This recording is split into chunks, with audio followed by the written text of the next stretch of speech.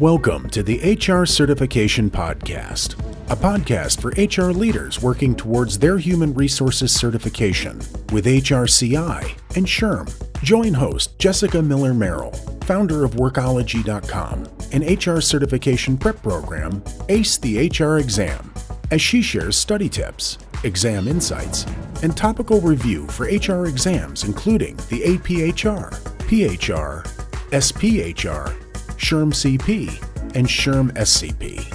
Now here's Jessica with this episode of the HR Certification Podcast. Hey there, and welcome to the HR Certification Podcast. I'm your host, Jessica Miller-Merrell, and I am so excited to have you here. My mission, purpose, and passion is elevating the human resources industry. And in the HR Certification Podcast, I help HR leaders in their personal and professional development, solely focused on HR certification for SHRM and HRCI exams. Sounds great, right? This podcast is powered by Workology. It's my company, and we offer HR certification prep courses and resources. If you want to learn more about our courses and prep resources, just head on over to hrcertificationpodcast.com. Now, before I dive into the podcast today, I do want to hear from you. Give me a follow over on Instagram or TikTok at Workology Blog, where I am happy to answer your HR certification questions. You can ask questions, make suggestions. That is at Workology Blog. And maybe I'll feature your question in our next HR certification podcast episode. Wouldn't that be so great? I love hearing from you. Now, in every single episode, I cover information and resources to help you ace your HR certification exams. This podcast is short and to the point. We move very quickly.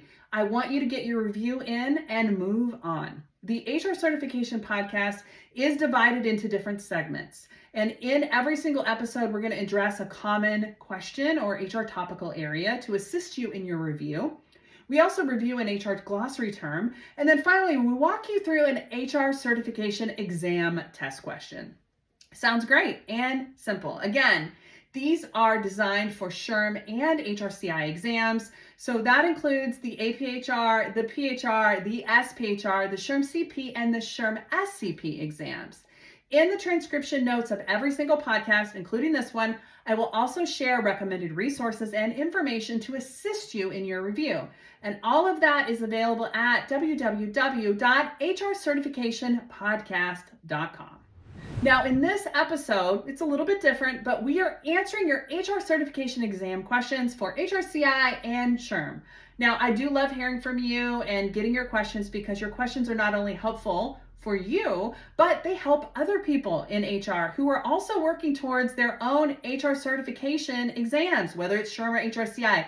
These questions help. So this episode takes past questions I've received that are common for HR leaders. And these are questions that slide into my DMs. They're in my emails. Maybe ACE the HR exam students are asking them, or they're comments left on my social media. So let's go ahead and get started. The structure of this episode will be a little bit different. I'm including questions and my responses originally published on TikTok. As always, we will review an HR glossary term and also review in test questions. So let's get started. Let's go ahead and get started with our first question. This question is one that I get a lot, and it's about studying. So how do you get started studying for this exam? And how do you get back on track if you need to restart? Maybe you've taken a pause or you need to get back in studying for the exam because your exam date is fast approaching. So I will cover it all in this video. How do you recommend starting to study? It's a lot of information. This is SHRM and HRCI. Let's talk about how to get started. The best way to get started is to have a plan. So I would encourage you, first things first, head on over to Workology.com and click on the certification and get familiar with all the things. What is going to be on the exam? Where do you go to get the BOC or the BASC, depending upon if you're SHRM or HRCI. All that information is there. It's updated for 2024 information and beyond. We'll be updating it continuously. Head on over there, click on the certification that you are thinking about taking, and begin to review. I want you to get familiar with the BOK or the BASC to understand the kinds of things that are going to be on the exam. Once you have a familiarity of what's going to be on the exam, I want you to go through each competency and sub-competency and rate yourself a 1 to 5. 1, I don't know anything. 5, I'm a rock star. Fill that out and go back to look to see what topic is most likely to be on the exam first. So what areas are your weak spots that are most likely going to be on the exam, and start by selecting the first 2 to begin your review. From here, I want you to get on your calendar. Put times that you are going to be available to study on your calendar. These should be at least 30 minutes, no more than an hour in length, without taking a 15-minute break. So if you go longer than 45 minutes, you need to take an hour break. Now, get on your calendar and let's put some times that you're going to be studying. I would like to see 3 to 7 hours a week over the course of 12 to 15 weeks. So go ahead and let's put some times on your calendar. They need to be no more than 45 minutes long without a 15-minute break. You need to give your brain time to rest. So if you book an hour for yourself, make sure that last 15 minutes, that is time spent taking a break, doing something not related to studying for HR certification. Now go back to those 2 highest priorities of areas and start to review. Look at video, look at audio, make flashcards, talk about the information, get a study partner, use all the different mediums to be able to move this from your short-term to your long-term memory. Spend 2 weeks on these 2 categories, and once you feel comfortable, move on to the next 2 highest priorities. This is how you study for your exam. I do have a course that goes in depth. It is over 42 hours of audio, video training, tons of downloadables, over 300 pages, test questions galore. It's ACE the HR exam, so you can sign up there. I have a monthly or an annual subscription rate for you to get access to prep for your exam. Hope that answers your question. Wasn't that a great question? Let's move on to our second question, and it's another one I want to address. That is how to move forward if you don't pass your exam. Statistically, I want to be honest, not everyone is going to pass their exam. And for those of you who are taking the exam another time, whether it's SHRM or HRCI, this is something I want you to think about as you move forward prepping for your exam. So your next exam, let's talk about this and your mindset. I answered this question over on TikTok a while back, and I want to talk more about it. What happens when I don't pass the exam? Hey, Tanya, thank you for your comment. First thing I want to say is don't give up. We all stumble, but what's important is that we learn from the situation or what has occurred. And I want you to do exactly that. Second thing, I want you to look for your email from SHRM that's going to give you a general idea of how you performed on the exam. What areas are your weak spots that you need to work towards? So give yourself some time, wait for that email, take a look at it, and then really dive in deep into those sub-competency and topical areas to understand where your weak spots are so that we can turn those into strengths. In my ACE the HR exam course, we have a 70-question assessment followed by a self-assessment where I essentially have you go through all those subcategories and topical areas and rate yourself on a scale of 1 to 5. 1 being you are just getting started, you're not familiar with the concepts or the topics, or 5, you are an expert in those areas. So do that for all those sub-competency areas, and then go back and take a look and pick 2 competencies or 2 topic areas, these smaller areas like talent acquisition, maybe diversity, equity, inclusion, risk. Pick 2 of them, and I want you to focus on reviewing those materials for 2 weeks. And when I say 2 weeks, I mean 5 to 7 hours for 2 weeks. That means pulling in information from your book, listening to an audio course, reviewing flashcards, teaching somebody in your study group, really understanding the material in those 2 priorities. These are the areas that are your weakest, and you're going to turn those into your strengths. At the end of 2 weeks, I want you to get on over to our practice test or test questions that are in those areas and see how you fare. Hopefully, by doing this, you can turn that weakness into a strength, and I would like to see you perform at least 80% on our practice test questions in our ACE the HR exam. From there, you're going to select the next 2 or 3 topic areas that are most likely going to be on the exam that are your next weakest spots in terms of priority, and you're going to continue to do this for 8 to 10 to 12 weeks before your exam. That's how you pass the exam. That's really the secret sauce to moving from a 180 to a passing score of 200. I would encourage you, if you're interested, to take a look at our course. It's acethehrexam.com. I have a monthly subscription of $89 or an annual subscription. You pick what's right for you. It's available on demand and includes videos, audio, downloadable resources, digital flashcards, printable flashcards, and a test question bank. You have access for that for as long as you would like. So acethehrexam.com is where you go. Let me know if you have any additional questions. You got this. Well, what do you think? Do you have a question about your HR exam? Let me know, but we're going to move on to our reset in our next segment where we dive into some more review. I'm reviewing topics and materials that came directly from you. How exciting is that? I love collaboration and interaction. I know we're covering a lot, but let's take some time to reset while we move into our next segment here at the HR Certification Podcast, powered by Workology. I'm your host, Jessica Miller-Merrell. It is an honor to be here. Thank you so much. Know that Workology offers HR certification prep courses and resources, and if you want to learn more about those, head on over to hrcertificationpodcast.com or workology.com, where we offer a variety of prep resources, including physical products like flashcards and study guides, along with courses for all different types of learners. This is something that's really important to me. Most importantly, I want these resources to be accessible for you whenever and wherever you are, meaning that all our digital courses are on demand and accessible on our very own Workology app, which is available for Android and iOS users. I do want to hear from you too, so send me your HR certification questions over on TikTok or Instagram. I'm over at Workology blog. I'm happy to answer questions there. Connect to talk more about HR certification prep. Just let me know. We are now moving into a special segment of the HR Certification Podcast where we review an HR glossary term. And we do this every single episode. These are all human resources terms and definitions that are covered in the knowledge base for both SHRM and HRCI exams. I like my exams equally. The term we are talking about today came via DM from a reader who asked me to elaborate on the topic of HR to staff ratio.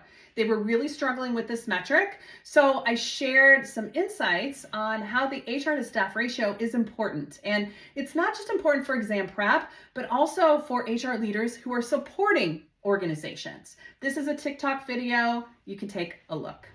An HR metric that is growing in importance is the HR to staff ratio. Let's talk about what this metric is and how we can use it to evaluate how we as HR support our employee population.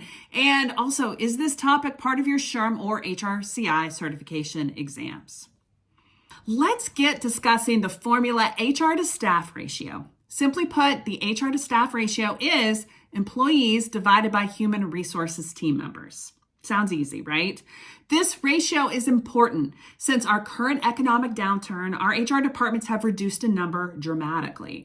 HR serves as an internal customer support staff, maybe just like call center customer service employees that are external facing, but different. We're internal, looking at the employees. Metrics like this one are important because we need to consider how many employees we support. And the more employees we have, but the less team members, we are more thinly spread. And in traditional HR, our metrics or numbers are not normally tied to specific activities, like the IT department and the number of tickets that are open with employee technical questions. So most IT departments, they have a ticket system that they not only use to log questions and keep track of the support they provide, but you can see it in terms of how long a ticket is open, but also as a tool that monitors the number of tickets that are logged per day, the number of questions, and the time spent on each ticket, and the duration the ticket is open before it's closed or escalated. Traditionally in HR, we haven't had a way to track these sort of interactions because we have operated in a world where we don't have a ticketing system. Generally speaking, in HR, I relied on case management software or some low-tech tool like a notebook to log conversations, investigations, and interactions. But I really didn't think about the amount of time spent or the complexity of questions and requests. Because we don't have a way to truly measure our workload in HR. And that's one of the reasons why CEOs have no idea actually what we do or really found a way to understand what we do. And finding out what that average HR to staff ratio can be a challenge across the board. Now, according to recent SHRM data, the average HR to staff ratio in 2024 is 2.57, but the sweet spot for most employers is between 1.5 and 4.5 HR staff per 100 employees. So basically what that means is that if you have 500 employees, you should have anywhere between 7.5 to 22.5 HR employees at a 500 person company. I don't think that even at a company where I had 2,500 employees, we had 22 and a half HR staff members to support the team. This is one of the biggest challenges with the HR to staff ratio. So there it is. That's the HR to staff ratio. Yes, this is a formula that it's evolving. Yes, this is a formula you need to be familiar with as part of your HR certification exams for SHRM and HRCI. But more importantly, you need to know this information in your interactions and conversations with your executive team and business leaders so that you can explain and discuss the value that HR brings and the type of staff and support we need to support our organization successfully. We are now moving into a special segment. Honestly, it's my favorite of the HR certification podcast where we review an HR test question. And we do this every single episode. These are all test questions that cover the knowledge base for SHRM and HRCI. Remember, we are offering both in our prep. And before I share the question, I do want to give you a quick review of my HR test question framework. More information is available about my HR test question framework over on the Workology YouTube channel. I'm going to link to it at the end of this podcast episode in the transcript of it, so you can listen to it in full detail. This is a quick review. Now, there are 5 steps to the HR test question framework. Step 1 is to read each question slowly and concisely. We only want to do this once.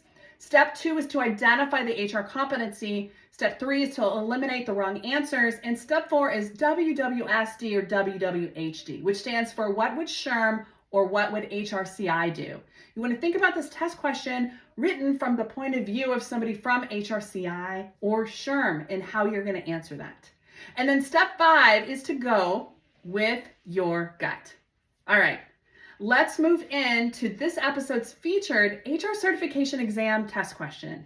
Now, I had someone recently ask me about leadership terms and topics that are on the exam. So I picked this one just for you because I feel it's one that is often overlooked and it is on the exam. So yes, this is on SHRM and HRCI knowledge materials. Let's get started, shall we? Here we go. Which type of performance management rating scale is characterized by degrees of employee performance expressed as behavioral descriptions? Here are 4 different options. A is bars, B is Likert scales, C, force distribution, or D, 3-point scales. Now, I'm going to repeat this test question again for us, so get ready, here it comes. Which type of performance management rating scales are characterized by degrees of employee performance expressed as behavioral descriptions? Here are 4 options. A is bars, B, Likert scales, C, force distribution, or D, 3-point scales. What do you think the correct answer is? And can I get a drum roll, please? All right, the answer is A, BARS. So let's talk about what BARS is. It is behaviorally anchored rating scales, also known as BARS.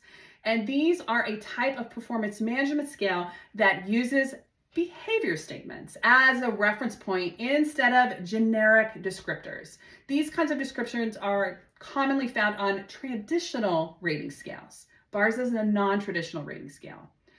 If you got this one wrong, I don't want you to stress. Just make a note that you need to review BARS and you can review that later on. I suggest adding this topic into your daily review. I like to pull out a notebook and review the materials. I do have more test questions that you can access in our test question bank, including 25 free test questions. Head on over to hrtestquestion.com and you can grab that. I have a test question bank with over 1,400 test questions and counting at hrpracticetest.com as well. So check it out. HR certification is such an important step in your career. Whether you're looking to increase your HR knowledge base, maybe you're looking to gain credibility at the office, or you're looking to increase your income potential, or maybe you just want to prove to yourself that you deserve to be here. And I believe that you do. You deserve it all. Together, let's elevate the HR profession. Thank you for joining me in the last podcast episode of season 2 of the HR Certification Podcast. My name is Jessica Miller-Merrell, and I help HR leaders ace their HR certification exams. Let me do the same for you. Workology offers a host of courses and resources designed to help you ace your HR certification exam. And you can learn more by visiting www.hrcertificationpodcast.com. It's going to share with you how we help with HR certification prep for the aPHR, the PHR, the SPHR, the SHRM-CP, and the SHRM-SCP exams. If you have a suggestion for a future podcast topic or an area of review, let me know.